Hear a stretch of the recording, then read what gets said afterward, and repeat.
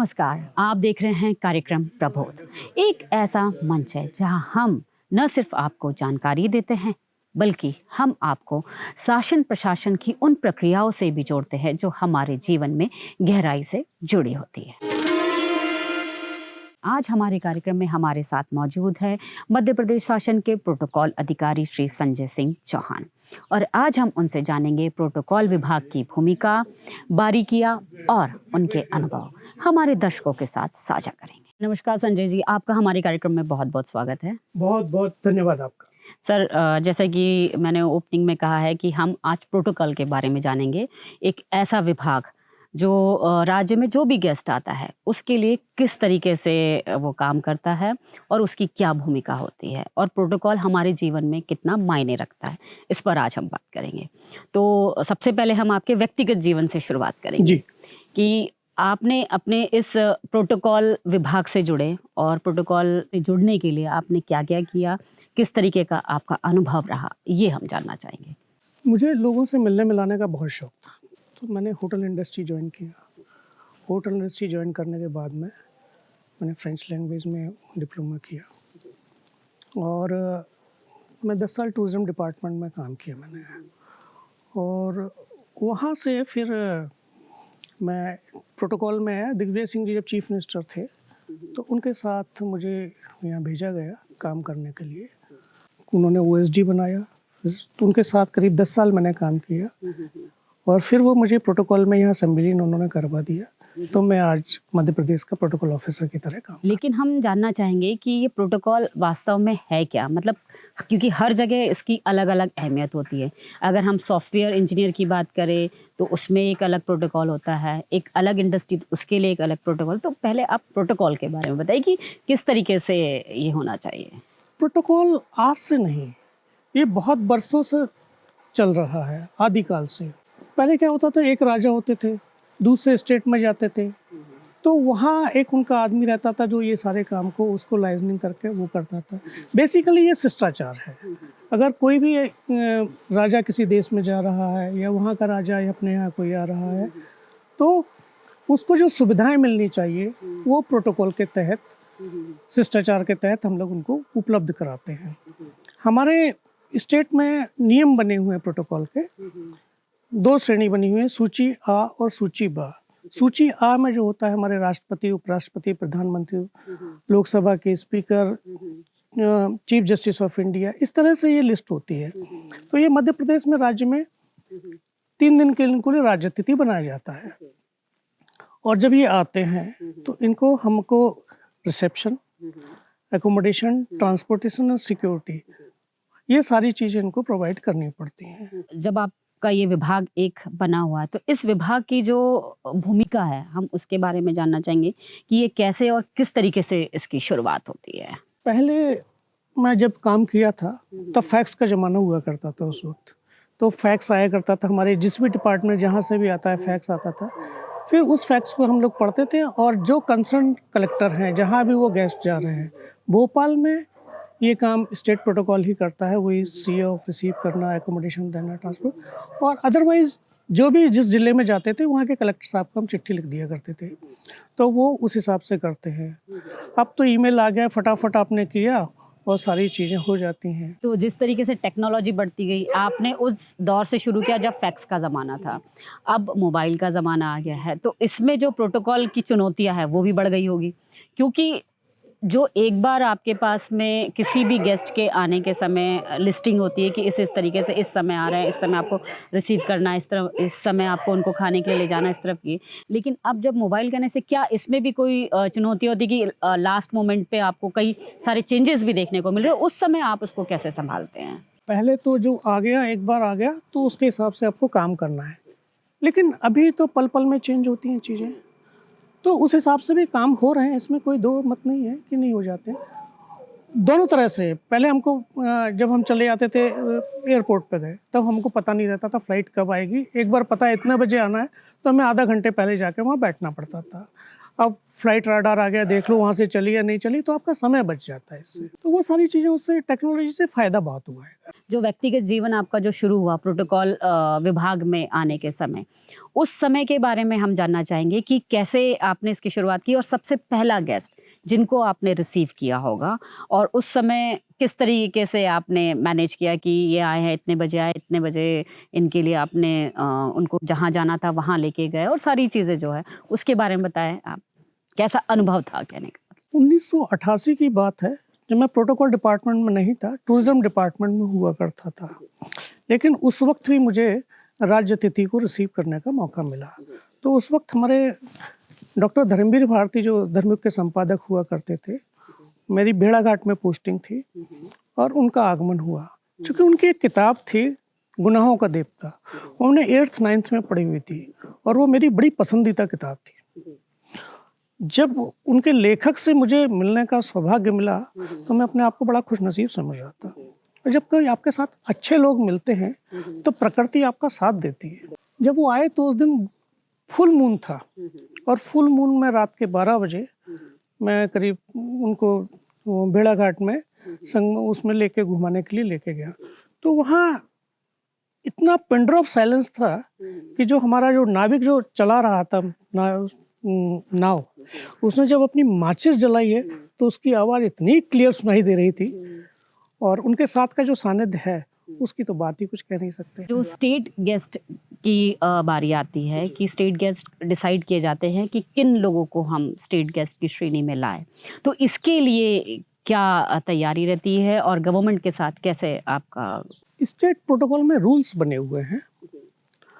2 तरह के लोग आते हैं उसमें, आ, बा और सा। ए में जो श्रेणी में लोग हैं वो चाहे हमारे पास सरकारी दौरे पर आए या प्राइवेट दौरे पे आए, उसमें हमको उसका प्रयोजन नहीं देखना पड़ता है। अगर आ रहे हैं तो हमको राज्य अतिथि घोषित कर देते हैं। राज्य अतिथि घोषित करने के पश्चात उनको रहना, आवास, सुरक्षा, ट्रांसपोर्टेशन और सिक्योरिटी, ये सारी चीज़ हम लोग प्रोवाइड करते हैं। और जो बा श्रेणी में आते हैं उसमें लोगों का प्रयोजन देखना पड़ता है कि ये सरकारी दौरे पर आ रहे हैं या नहीं आ रहे हैं। अगर सरकारी दौरे पे नहीं आ रहे हैं तो फिर हम उनको स्टेट गेस्ट नहीं करते हैं। सा श्रेणी ऐसी हो गई जिसमें सीएम साहब को पूरे अधिकार हैं कि वो किसी को भी राज्य अतिथि बना सकते हैं। लेकिन उसके बावजूद जब हम देखते हैं कि अलग अलग गेस्ट आते हैं, चाहे वो कवि हो, लेखक हो या नेता हो, या फिर हम सीएम पीएम अलग और गवर्नर भी होते हैं, तो इन लोगों के लिए तो आप जो सुविधाएं देते हैं इसके लिए तो बहुत ध्यान देना होता है। लेकिन जब वो एक बार अपने यहाँ आ जाते हैं स्टेट में तो उनको एक बार तो दर्जा मिला है राज्य अतिथि का, लेकिन अगर वो अगली बार फिर आते हैं तो उस समय क्या उनको वही सुविधाएं देते हैं या उसी तरीके का ट्रीटमेंट रहता है? किस तरीके से आप उनको डील करते जब हैं? भी आएंगे उनको उसी तरह की सुविधाएं दी जाएंगी जी। तो उसमें एक बार अगर उन्हें राज्य अतिथि का दर्जा मिला तो वो जीवन भर के लिए रहता है नहीं, क्या? जीवन भर के लिए नहीं। वो जैसे गवर्नर चेंज होते रहते हैं और कोई भी सीएम है वो चेंज होते रहते हैं, तो वो उस पद के लिए, उस नाम के, उस व्यक्ति के लिए नहीं होता एक्चुअली वो।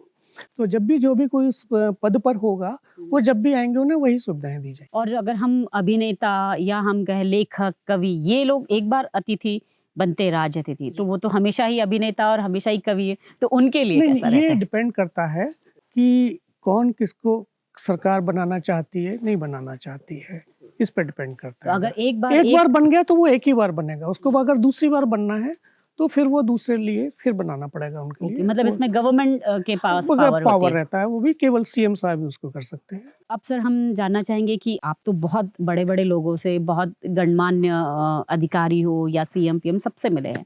तो इसमें सबसे अच्छे गेस्ट या सबसे अच्छे राज्य अतिथि जिनके साथ आपका अनुभव बहुत अच्छा रहा और आज तक आप उन्हें याद करते हैं कि उनके साथ जो समय बिताया या उनके साथ जब आप रहे तो उनकी मेहमान नवाजी में भी और उनके साथ रहने में भी आपको कुछ सीखने को भी मिला? इसमें कलाम साहब से अच्छा व्यक्ति मुझे आज तक कोई नहीं दिखा है। जी।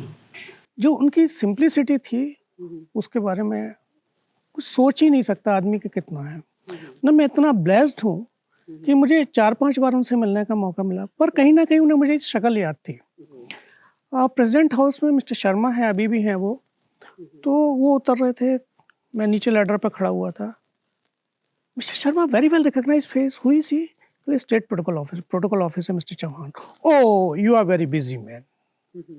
सेकंड टाइम फिर आए, फिर उन्होंने पूछा you are very important man. उसके बाद तत्कालीन राष्ट्रपति हो गए थे वो, पर वो कुछ भी रहे, उनके लिए दिल में जो सम्मान है वो कभी कम नहीं होगा किसी के लिए भी। और मैं इतना ब्लेस्ड हूँ कि उन्होंने मुझे चाय बना के पिलाई। ये बहुत कम लोगों को मौका मिलता है। हाँ, शायद ये कहीं ना कहीं बड़ी प्रभु की कृपा रही है। जो शर्मा जी थे वो, हम उनका फ़ोन आया करीब 4 बजे करीब कि कलाम साहब चाय पियेंगे सर। मैं कहा ठीक है। और 5 बजे की उनकी फ़्लाइट थी और रास्ते में उन्होंने कॉल किया। तो उस वक्त एयरपोर्ट छोटा हुआ करता था, तो मैंने कहा ठीक है कोई बात नहीं है। तो मैंने अपने ड्राइवर को बोला, मैंने कहा जाओ तुम VIP गेस्ट हाउस जाओ, वहाँ से क्रॉकरी कटलरी लेकर आओ, और इन लोगों से कहा आप पानी वानी गर्म करो। और इसी बीच में वो आ गए। तो चाय वाय तैयार करी हमने। तो मैं कहा I will make tea for you. No no no, I will make tea for you. तो उनसे चूंकि इतने बड़े पद पर हैं तो उनसे ज़्यादा जद्दोजहद भी नहीं कर जी, सकता जी, था। ठीक है। तो पानी डाला चाय में, शुगर डाली, शुगर कहने लगे feel the string of the sound, feel the smell of the T. तो इतनी छोटी छोटी बातों को माइन्यूटली ऑब्जर्व किया करते थे। और शायद यही कारण है कि छोटी छोटी चीज़ों को ऑब्जर्व करते करते वो इतने बड़े इंसान। ये बहुत अच्छा अनुभव रहा और शायद आपके लिए बहुत प्रेरणा स्रोत भी रहे होंगे कलाम हाँ, साहब। मतलब इस पद पर भी जाके आदमी अगर इतना डाउन टू अर्थ हो सकता है तो इससे बड़ी जीवन में कोई सीख नहीं हो सकती, मुझे मेरे तो ऐसा लगता है। तो सर हम आपसे और भी अनुभव साझा करेंगे, लेकिन यहाँ हम एक छोटा सा ब्रेक लेते हैं।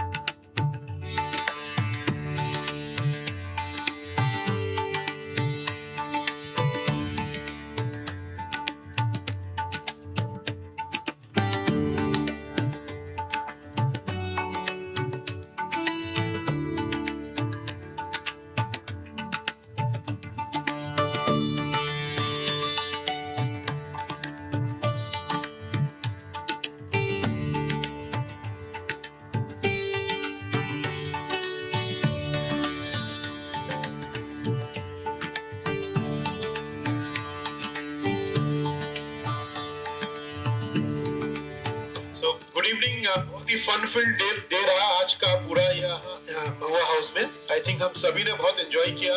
तो नेचुरल यहाँ पे पूरा एम्बियंस है। आई थिंक उसके लिए महुआ हाउस के मैनेजमेंट को बहुत बहुत बधाई। आपने इस तरह से इसको पूरा मेंटेन रखा हुआ है। एकदम हमें यही लगा हम नेचर के बीच में आ गए एक दिन। तो पूरा एक स्ट्रेस फ्री एनवायरनमेंट में हमको रहने का मौका मिला। तो थैंक यू वेरी मच। बहुत ही अच्छा लगा यहाँ पर नेचर के बीच में। ऑल्दो हमारा कैंपस भी बहुत हरा भरा है, बट यहाँ पर आके रियल नेचर के बीच में आके बहुत अच्छा लगा। फूड बहुत बढ़िया था। ट्रैकिंग पे भी गए, उसके बारे में भी बताया। बहुत सारी फन एक्टिविटीज यहाँ पर चल रही थी, उसके बारे में भी था।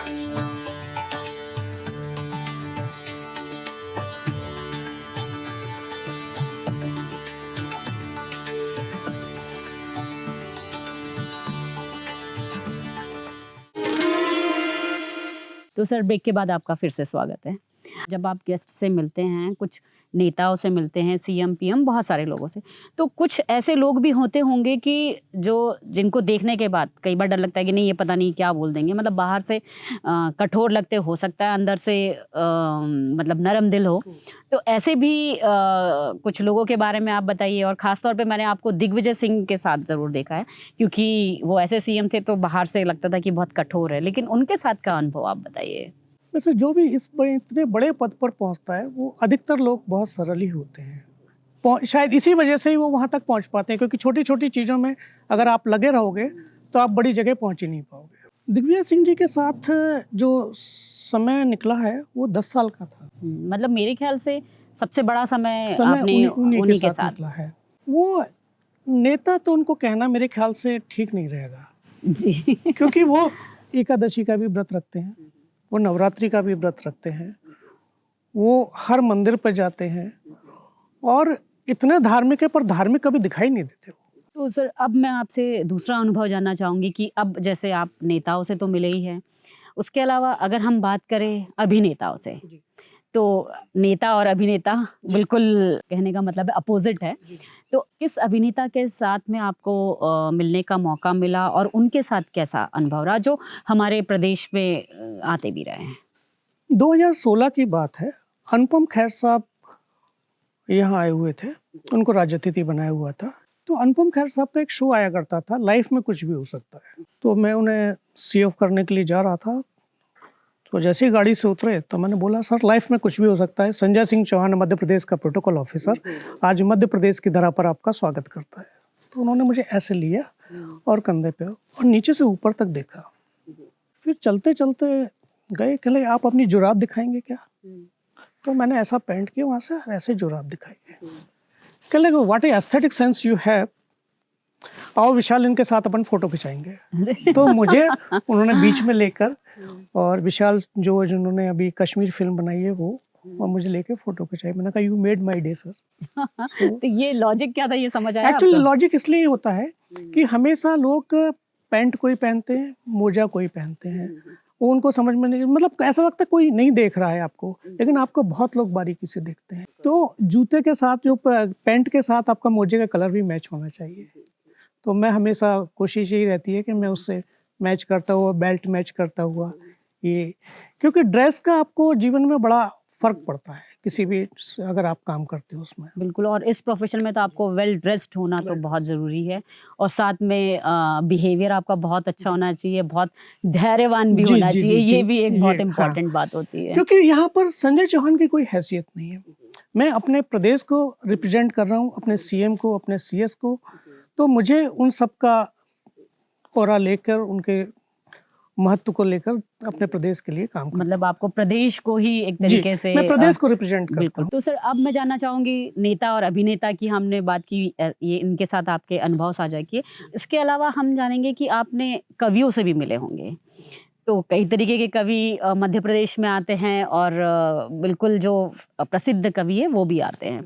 तो इनमें आपका किन कवियों के साथ में आपका अच्छा अनुभव रहा? कुमार विश्वास जी से बहुत प्रेरित हूँ, जी, जी। और वो युवा कवि हैं, और शायद मुझे ऐसा लगता है कि हिंदी का जो बीच में कहीं हिंदी की खो गई थी, तो उसको बढ़ाने में उनका बहुत बड़ा योगदान है। और कुमार विश्वास जी को जब पहली बार आए तो मृगलानी जब में कमलनाथ जी की सरकार थी, उस वक्त उनको स्टेट गेस्ट बनाया गया, मैं रिसीव करने गया, तो ले ला के फिर दूसरी बार आए तो सरकार चेंज हो चुकी थी, पर चूंकि उनसे दोस्ती हो चुकी थी, आते आते बड़े सहज सहभाव के हैं। मैं एयरपोर्ट पे ही था, तो मैंने कहा चलो मिल के आते हैं। मिलने के लिए पहुंचा तो कह लगे चौहान साहब शंभू भाई से आपकी पहचान है? मैं कहा नहीं। तो शंभू शरण जी उतर रहे थे, तो बोले सरकार किसी की भी रहे, सत्कार अपने भाई के पास ही रहेगा। जी, जी। प्रोटोकॉल ऑफिसर नहीं चेंज होते हैं, बिल्कुल। तो सर कुमार विश्वास जी को देखा जाए तो जब भी उन्हें सुनते हैं तो ऐसा लगता है कि सुनते रहे, बहुत ही मतलब उत्तेजना के साथ वो बोलते हैं और उनकी बातें भी बहुत लॉजिक। आजकल राम के ऊपर भी बोल रहे हैं, तो वो सुनते जाओ आप, तो बड़े धैर्य गंभीर के साथ साथ हर बात में मजे लेने वाले इंसान। जी, जी। तो अब मज़े लेने की जब आपने बात कही है, तो ऐसा भी कोई इंसिडेंट बताइए कि जिनसे आप मिले और उनके साथ में आपको मज़ा आया हो। कहने का मतलब है कि वहाँ टेंशन जैसी कोई बात ना रही हो। ये दिग्विजय सिंह जी के कार्यकाल की फिर बात करते हैं। वो एक फ्रेंच एम्बेसडर आए थे, लेवला उनका नाम था। तो ऐसे ही बैठे हुए थे जैसे अपन बैठे हुए हैं, तो दिग्विजय सिंह जी ने पूछा what would you like to have, tea और कॉफ़ी? तो मैं उनसे थोड़ा फ्री था इतने साल में, तो मैंने उनका हाथ रोका। मैं एक्सक्यूज मी मिस्टर कैसे बोले वो इतने काफ़े बोले वो पाकले France do you speak French? मैं वही मिस्टर में जपाखला पति पर मैं थोड़ा थोड़ा बोल लेता हूँ। मैंने वो पाकले भी हैं, आप तो बहुत अच्छे बोलते हो बोले। तो फिर दिग्विजय सिंह जी ने मेरा परिचय उनसे कराया। अगर आपके पास कोई लैंग्वेज है तो उसका बहुत बड़ा फर्क पड़ता है। और बिल्कुल, आप जब प्रोटोकॉल ऑफिसर हैं, आपको तो कई ऐसे विदेशी मेहमानों से मिलना होता है कि जिनके साथ अगर आप उनकी लैंग्वेज में बात करते हैं तो ज़्यादा सहज हो जाते हैं और उनके साथ आपको काम करने में भी मज़ा आता है और असहज महसूस। जी जी, तो उसका ये फ़ायदा हो रहा है कि अभी भी जब भी कोई आता है तो मेरा नाम वहाँ नाम लिखा हुआ है कि ये मिलेंगे, तो वहाँ मैं अभी भी जितने भी फॉरेन डिग्निटीज़ आते हैं तो मैं ही सीएम से गवर्नर से उनको ले। लेकिन हम उन लोगों के बारे में भी जानना चाहेंगे कि जो बहुत ही डिसिप्लिन से रहते हैं। अगर हम बात कहें आर्मी के हेड हो या नेवी के हेड हो या एयरफोर्स के हेड, तो इन लोगों से जब आपको मिलने का मौका मिलता है, वो हमारे स्टेट में आते हैं, तो कितने डिसिप्लिन के साथ आपको तैयारी करनी पड़ती है, ये बताइए? मैं बड़ा खुशनसीब हूँ कि मुझे तीनों के साथ मिलने का मौका मिला है। अभी उपेंद्र द्विवेदी जी आए थे, chief of the army staff, उनसे मुलाकात हुई। तो उन्होंने मुझे ये टाई, ये कफनिंग और ये सारी चीज़ उन्होंने भेंट की। जब मैं इसे पहन रहा था तो मेरे रोंगटे खड़े हो रहे थे। तो मुझे समझ में आया कि इस वर्दी में मेरे पास तो वर्दी नहीं, सिर्फ टाई है। इसको पहनने में इतना रोमांचित हो रहा हूँ, तो जो वर्दी पहनते होंगे उनकी क्या हालत होती होगी। बिल्कुल ही, बहुत ही अच्छा अनुभव रहा होगा आपका। और उन्होंने मुझसे पूछा ये जो कि चौहान साहब आपसे एक बात सीखनी है मुझे। कि मुझसे आप सीखेंगे? कल ऐसी कौन सी बात है आप में कि इतने सारे लोग बदल गए पर आप वहीं के वहीं हैं? ये तो सौभाग्य की बात है। तो मैंने कहा सर, मैं पानी की तरह काम करता हूँ। पानी का स्वभाव होता है, अगर लोटे में डालो तो वो लोटे जैसा हो जाता है, ग्लास में डालो तो ग्लास जैसा हो जाता है, सुराही में डालो तो सुराही जैसा, पाइप में डालो तो वो ऐसे घूमता हुआ निकल जाता है। पर मूल तत्व तो उसका जो है वो शीतलता प्रदान करना है। तो मेरी कोशिश यही रहती है कि मैं काम अपना अच्छे से करूं और लोगों के साथ अच्छा कर पाऊं। लेकिन फिर भी मैं जानना चाहूँगी कि कभी कोई ऐसे गेस्ट आए हो जिनके लिए आपको लगा हो कि मुझे इनकी मेहमान नवाजी में या इनके साथ समय बिताने में बहुत स्ट्रगल करना पड़ेगा या चुनौती आपको लगी होगी, ऐसा कोई एग्जाम्पल आप बताइए? चुनौती की एक बात बताते हैं, 2016 की ही बात है। Vice president of India Venkaiah Naidu साहब को भोपाल आना था 2 बजे और यहाँ कोई लंच उनका था नहीं। जैसे और हमको करीब 1 बजे करीब आया है कि 11 बजे सीएम साहब का मैसेज कि वो लंच यहाँ करेंगे और 1 घंटा पहले जहाज आ रहा है। हमारे पास 1 घंटे का समय था। मैं, हमारे मित्र हैं वहाँ पर, एसपी सिंह हुआ करते थे। मैं एसपी सिंह साहब को बोला, मैंने कहा सिंह साहब ऐसा ऐसा है, आपके पास जितना भी सामान है 10-12 लोगों के हिसाब से एक एक कैसरोल में डालिए, उसमें सोचिए मत क्या है। मैंने कहा फिश, जो नॉन वेज वेज सारी चीज़ें, और एक अपना गाड़ी में सामान रखिएगा, जो गैस सिलेंडर है, पापड़ और सलाद वगैरह, ये सारा आप डाल के इसको आप लेके पहुँचिएगा, गाड़ी में तैयार रखो, मैं आ रहा हूँ। पायलट फॉलो आपके पास पहुँच रहा है। तो मैं अपना गाड़ी से दौड़ता हुआ वहाँ पहुँचा और वहाँ से फिर मैंने इन सबको पैक कराया और मैं आगे पीछे पायलट फॉलो चल रहा है और जैसे ही उधर से उनका प्लेन लैंडर हुआ था, इधर से मेरा खाना पहुंचा था।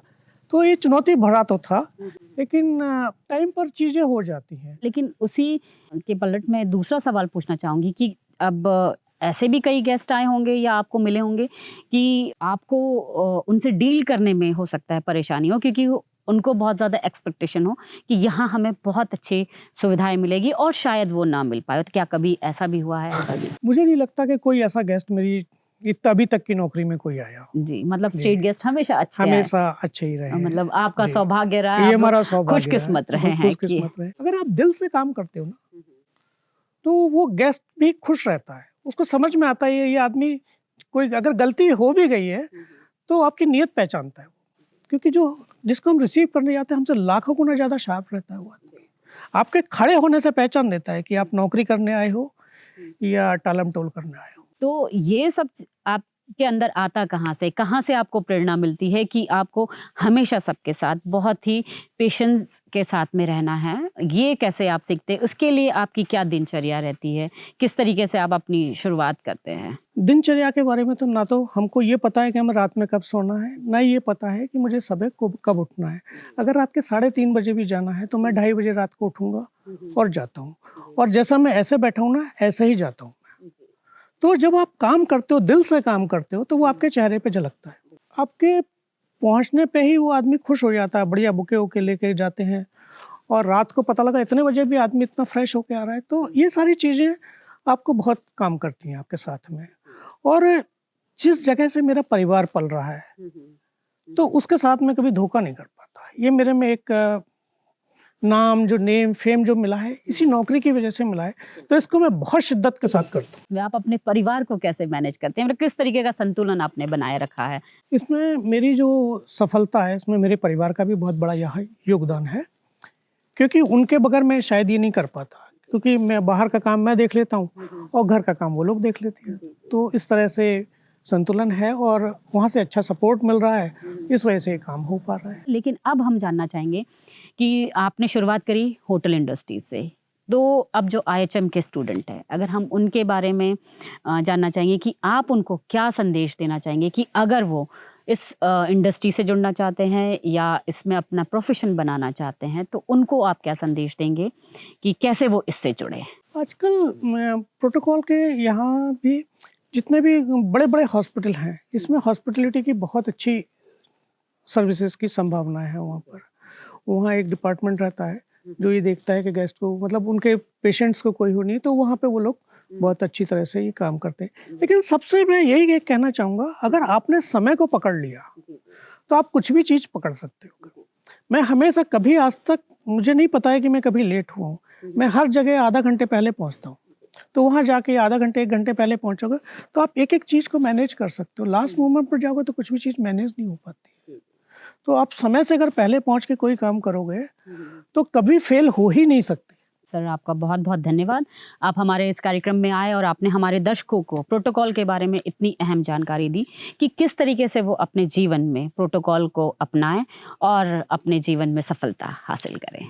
जी, नमस्कार सर। तो आज के कार्यक्रम में बस इतना ही। अगले हफ्ते हम फिर किसी नए शख्सियत के साथ मिलेंगे। तब तक मुझे और मेरी पूरी टीम को दीजिए इजाज़त। नमस्कार।